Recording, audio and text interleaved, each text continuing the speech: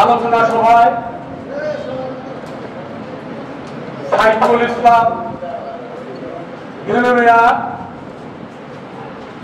পৌরুচিপূর্ণ বক্তব্যের কারণে আমরা ভাঙ্গাবাসী, সদরপুরবাসী, চরবদ্রশনবাসী তার বক্তব্যের তীব্র প্রতিবাদ এবং সংবাদ সম্মেলনের মধ্য দিয়ে কিছু কথাবার্তা আপনাদের মাধ্যমে তুলে ধরতে চাই। নীলমিয়া যে বক্তব্য দিয়েছে, উনি মুক্তিযোদ্ধার পরিচয় দেন। কোন অবস্থাতে নীলমিয়ার সেই বক্তব্য ফরিদপুরের সর্বস্তরের জনগণ প্রত্যাখ্যান করেছে, তীব্র নিন্দা জানিয়েছে। বন্ধুরা আমার, আপনারা যারা সাংবাদিক ভাইরা এসেছেন, আমাদের এখানে অনেক মুক্তিযোদ্ধা ভাইরা আছেন, উপস্থিত আছেন। ফরিদপুর জেলা পরিষদের সম্মানিত চেয়ারম্যান জনাব সাদাত হোসেন, উপস্থিত ভাঙ্গা উপজেলা পরিষদের স্বনামধন্য চেয়ারম্যান জনাব এস এম হাবিবুর রহমান, নবনির্বাচিত চেয়ারম্যান আলহাজ কাউসার ভূঁইয়া সাহেব, বিভিন্ন ইউনিয়নের চেয়ারম্যানগণ, বিভিন্ন ওয়ার্ডের নেতৃবৃন্দ,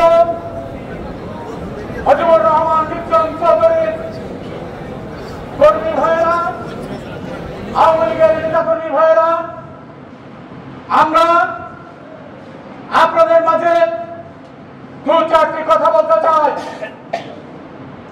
জনাব নীলমিয়া সাহেব, সাইফুল ইসলাম নীলমিয়া এক সময় জাতীয় পার্টি করতেন।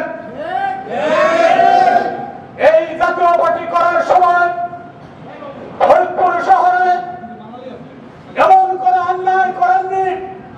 নীলমিয়া সকল অপকর্মে খোঁজা ছিলেন নীলমিয়া জাতীয় পার্টির প্রেরণে। আজকে যাকে নিয়ে উনি বক্তব্য দিয়েছেন তার সম্পর্কে দু চারটি কথা আমাকে বলতে চাই। জনাব নীলমিয়া সাহেব, আপনি যার সম্পর্কে বক্তব্য দিয়েছেন, মুজিবুর রহমান নিজাম চৌধুরী, ভাঙ্গা সদরপুর চরবদ্রশন গণমানুষের নেতা, বাংলাদেশ আওয়ামী লীগের প্রেসিডেন্টের প্রভাবশালী সদস্য। আপনার জানা উচিত ছিল মুজিবুর রহমান নিজাম চৌধুরীর পিতা সারা বাংলাদেশে স্বাধীনতার যুদ্ধের সময় যে কয়েকজন মুক্তিযোদ্ধার সংগঠন ছিল তার মধ্যে ইলিয়াস আহমেদ চৌধুরী অন্যতম। তার পুত্র আপনি জানেন তিনবারে এমপি হয়েছে, হ্যাট্রিক করেছে। আর জাতীয় পার্টির প্রেরণা রিলিফের কলকাতা বাজার আপনি অম্বিকাপুর ইউনিয়নের চেয়ারম্যান নির্বাচিত হয়েছিলেন।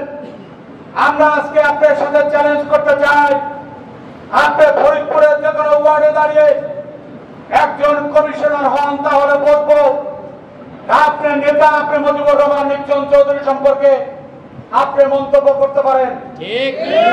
আজকে আমরা আপনার বক্তব্যের তীব্র প্রতিবাদ জানাই, আমরা নিন্দা জানাই।